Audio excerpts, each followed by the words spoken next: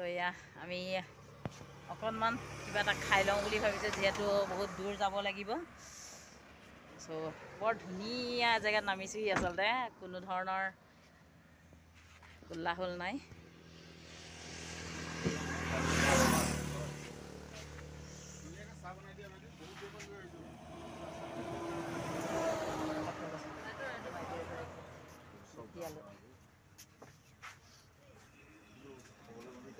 আমাৰ ছেক্ৰেটাৰী পেৰা একদম পিয়'ৰ গাখীৰ, তাতে বোকাখাটৰ পেৰাটোৱেও হাৰি যাব, জোৰ নাপায় ধুনীয়া।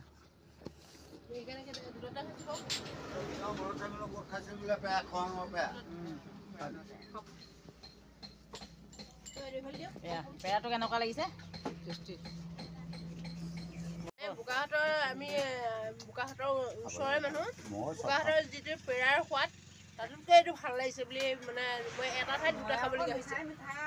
খুৰাং এয়া খুৰাঙত আহি পেলাই আমি পৰঠা খাইছোঁ। আমাৰ দুলদা চাহটো কেনেকুৱা লাগিছে? খুব তৃপ্তি লাগিছে। গৰু গাখীৰ খুবেই ভাল লাগিলে সময়খিনি, আৰু ইয়াত খায়ো ভাল লাগিলে, যিহেতু প্ৰতিটো বস্তুৱে লগালগ বনাই পিনাই দিছে, চাটনিলৈকে আচলতে লগালগ বনাই দিছে।